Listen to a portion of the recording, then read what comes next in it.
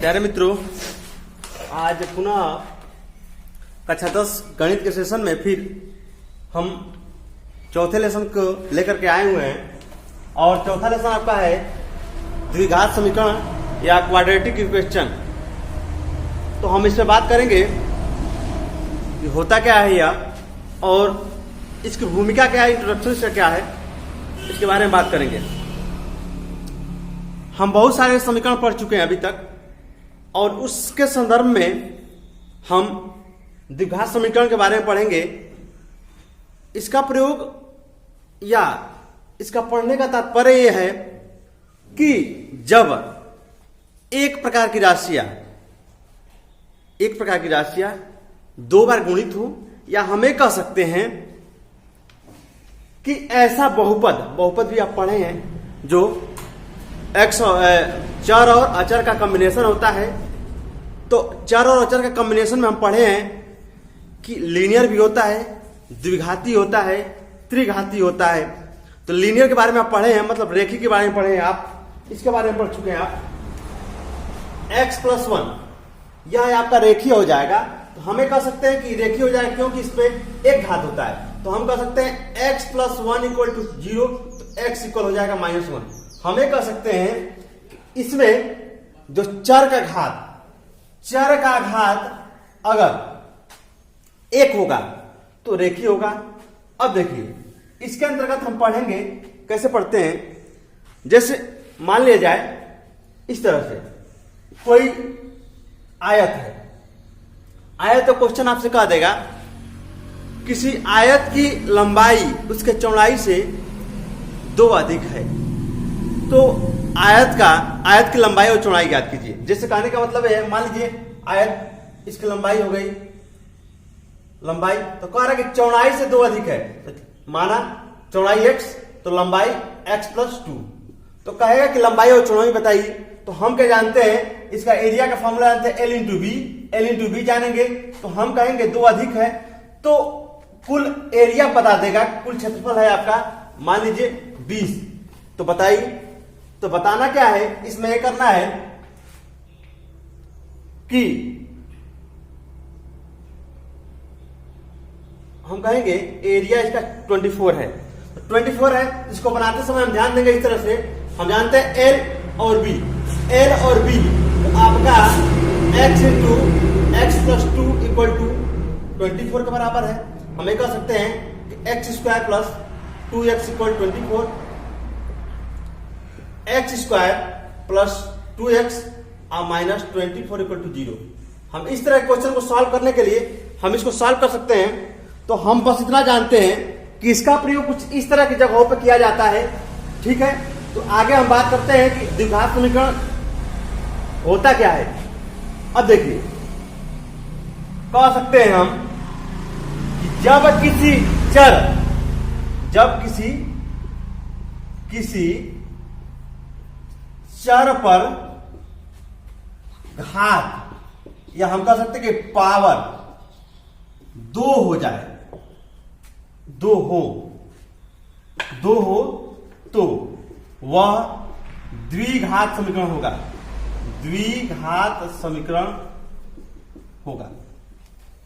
इसमें ज्यादा कुछ नहीं करना, बस इसमें पूछ रहा है कि जब किसी चर पर घात 2 हो वह द्विघात समीकरण होगा।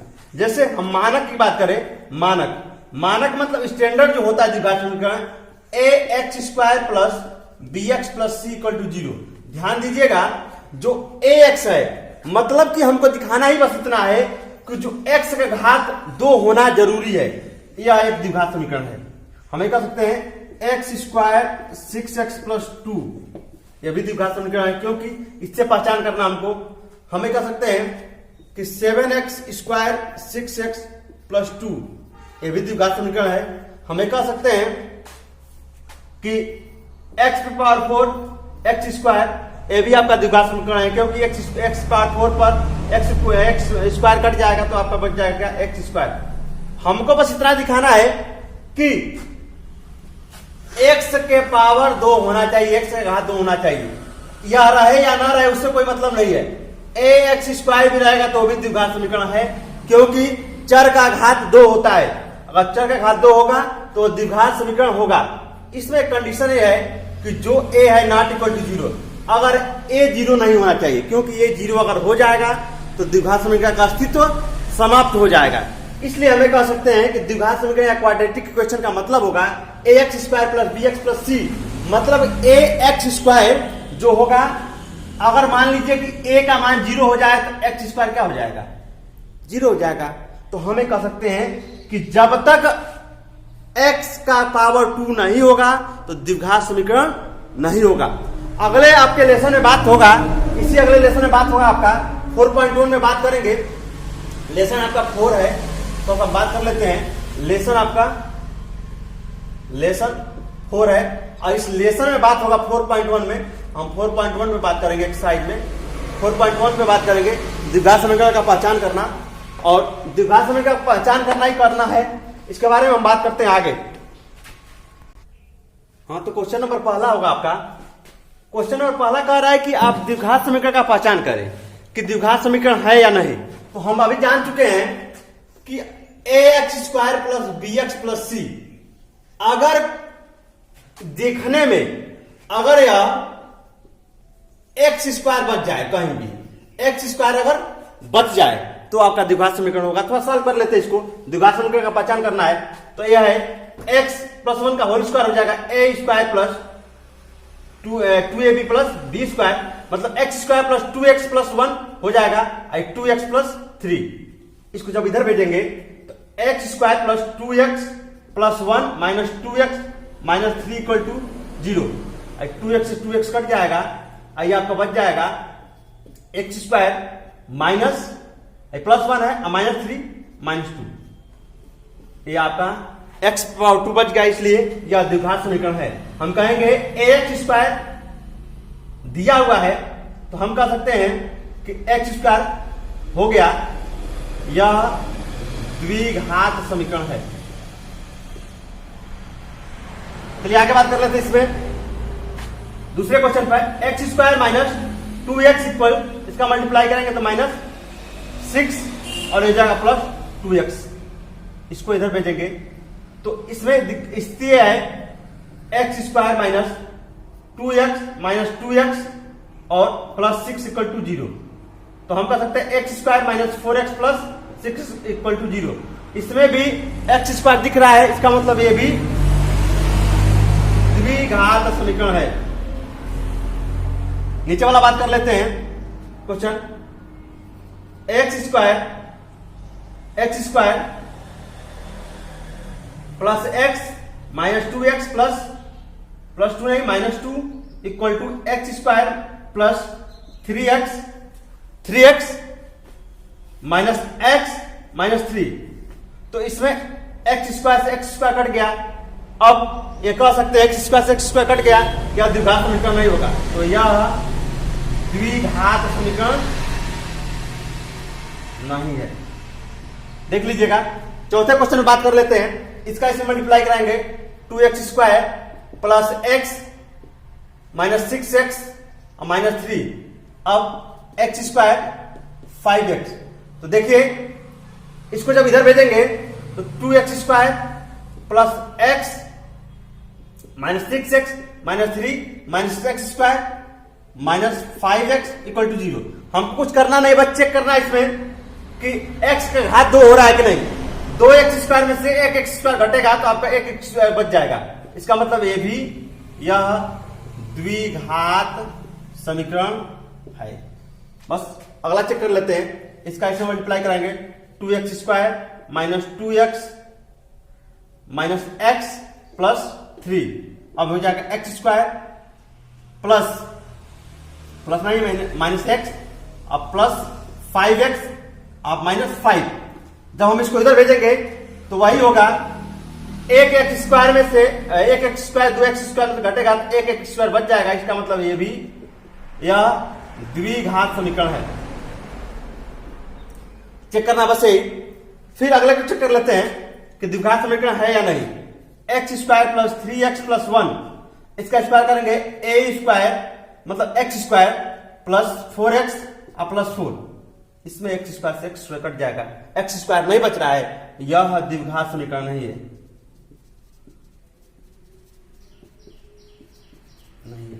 चलिए आगे क्वेश्चन बात कर लेते हैं। अगले क्वेश्चन को हम इसका भी करें, x cube plus 8 plus 6x plus 6x, हम एक कर सकते हैं x प्लस 2, ये हो जाएगा, इसका मल्टीप्लाई कराएंगे तो 2x क्यूब माइनस 2x। अब इसमें देखिए x cube plus 8 plus 6x square plus 12x equal to 2x cube minus 2x। अब इसमें ध्यान देना है कि जो x क्यूब है इसमें x क्यूब बच जा रहा है, एक x क्यूब से एक x क्यूब कटेगा तो एक x क्यूब बच जाएगा, तो x क्यूब इसमें बच रहा है, x स्क्वायर नहीं बच रहा है, अतः ये भी द्विघात समीकरण नहीं है। मतलब ये कह सकते हैं इसमें कि जो x स्क्वायर है वो बचेगा तब हम कहेंगे द्विघात समीकरण है। अब इसको चेक कर लेते हैं, x cube minus 4x square minus x plus 1, इसका करेंगे x cube minus 8 minus 6x minus 1 minus 2, नहीं x माइनस 2। अब इसका क्या करेंगे, एक्स क्यूब से एक्स क्यूब कटा minus 4x square minus x plus 1 equal to हमें कर सकते हैं माइनस 8 और माइनस 6x स्क्वायर और प्लस 12x। देखिए इसमें 6x square 4x square, 4x square से 4x स्क्वायर कटेगा तो आपका माइनस x प्लस 1 माइनस 8 और माइनस 2x स्क्वायर प्लस 12। इसमें x स्क्वायर बच रहा है, यह द्विघात समीकरण है। ठीक, इसको बनाने का प्रयास करेंगे और हमको उम्मीद है कि आपको समझ में आ रहा होगा। बस इसमें चेक यही करना है कि x स्क्वायर का हम कहेंगे कि जो भी दिखेगा x को 2 घात के रूप में दिखना चाहिए, 3 भी घात नहीं दिखना चाहिए, 4 घात नहीं दिखना चाहिए, केवल x स्क्वायर x के पदों में व्यक्त कर सकते हैं, तो यह द्विघात समीकरण होगा। चलिए अगले क्वेश्चन में बात करेंगे। हाँ, तो क्वेश्चन नंबर पहले पर हमने बात की थी, क्वेश्चन नंबर पहला था आपका कि द्विघात समीकरण का पहचान करें। दूसरा क्वेश्चन है कि निम्न स्थितियों को द्विघात समीकरण के रूप में निरूपित कीजिए। बस हम क्वेश्चन को क्या करेंगे, द्विघात समीकरण के रूप में व्यक्त करेंगे। क्वेश्चन पहला ही कह रहा है इसमें, एक आयताकार भूखंड का क्षेत्रफल 528 मीटर स्क्वायर है, क्षेत्र की लंबाई मीटर में, चौड़ाई भी मीटर में है। कह रहा है कि लंबाई चौड़ाई के दोगुने से एक अधिक है। जो लंबाई है चौड़ाई के दोगुने से एक अधिक है, लंबाई और चौड़ाई ज्ञात करनी है। तो एक काम करें, समीकरण बनाना है, ऐसा सब कुछ सॉल्व हो जाएगा, लेकिन समीकरण हमने बना दिया है। माना लंबाई x है, माना चौड़ाई x है, तो चौड़ाई अगर x होगा तो लंबाई क्या होगा, दोगुने से एक अधिक है, तो हम 2 से गुणा करा देंगे, तो 2 से गुणा करा देंगे। इसमें मान ला 2 से गुणा करा देंगे, चौड़ाई x हो गया तो लंबाई क्या हो जाएगा 2 इंटू एक्स, 2x और 2x प्लस 1 एक अधिक है, तो हम क्या किए, चौड़ाई को हमने माना x और लंबाई को 2x प्लस 1। अब क्या कर रहा है, एरिया कितना दिया है, L इंटू बी दे दिया आपको 528 मीटर स्क्वायर, तो हम लंबाई और चौड़ाई को गुणा कर देंगे तो 528। इसको हमने सॉल्व किया तो हमको मिला क्या, 2x square plus x minus 528 equal to 0। द्विघात समीकरण आपको प्राप्त हो गया। दूसरा क्वेश्चन कह रहा है कि 2 क्रमागत धनात्मक पूर्णांकों का गुणनफल 306 है, हमें पूर्णांक को ज्ञात करना है। देखिए पूर्णांक मतलब कोई भी नंबर है, तो कोई भी नंबर है, कह रहा है कि क्रमागत का मतलब होता है कि उसके आगे वाला, तो उसके आगे वाला क्या होगा, जो आगे वाला होगा एक जोड़ देंगे तो हो जाएगा। तो पहला माना x तो दूसरा x प्लस 1, दोनों गुणा करने पर कितना आ रहा है 306, गुणा करा दिया x स्क्वायर और x और इसको इधर भेज दिया 306 इक्वल टू 0, ये भी द्विघात समीकरण हो गया। अब तीसरा क्वेश्चन कह रहा है कि रोहन की मां उससे 26 वर्ष बड़ी है, उनकी आयु का गुणनफल अब से 3 वर्ष पश्चात 360 हो जाएगा। हमें रोहन की आयु वर्तमान आयु ज्ञात करनी है। देखिए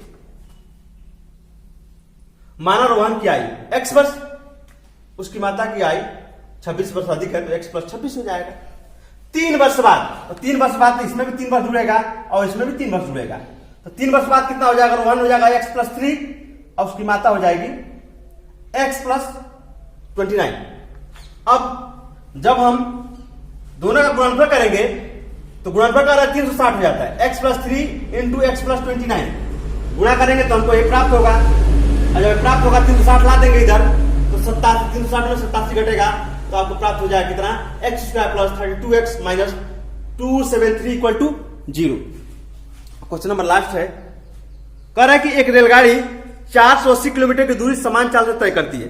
चलिए भाई, यदि इसकी चाल 8 किलोमीटर प्रति घंटा कम होती है तो उसकी दूरी को तय करने में 3 घंटा अधिक समय लेता है। हमें रेलगाड़ी की चाल ज्ञात करनी है। देखिए बाबू, माना रेलगाड़ी की चाल x किलोमीटर प्रति घंटा, दूरी तो उसकी 480 किलोमीटर तय करना है, सामान्य चाल जो है, तो जो समय ले रहा है तो समय लगेगा जितना दूरी होगा बटा चाल, दूरी बटा चाल समय हो जाएगा।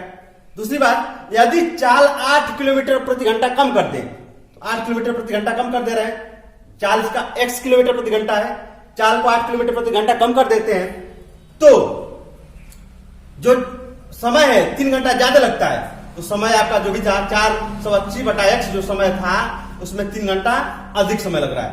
उसके बाद से कह रहा है कि आप बताइए तो अब कितना समय लग रहा है, 3 घंटा अधिक। तो वो कह रहा है कि इसको बताना है तो कहेंगे जो दूरी होगा, तो दूरी कितना होगा, उतना ही दूरी, तो हमें कह सकते हैं कि चाल गुणे समय बराबर दूरी।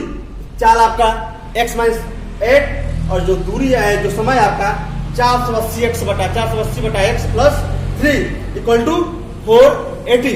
अब इसको सॉल्व करेंगे तो हमको प्राप्त होगा, केवल हमको द्विघात समीकरण इसमें दिखाना है, x square minus 8x minus 1280 बराबर 0। या हमें कह सकते हैं x square minus 8x minus 1280 equal to 0। देखिए बाबू, इसको हमने सॉल्व नहीं किया है क्योंकि हमने सॉल्व करने का कोई विधि आपको बताया नहीं था, बस इसमें पूछ रहा है कि आप इसको द्विघात समीकरण के रूप में व्यक्त करें, तो द्विघात समीकरण के रूप में व्यक्त करना है।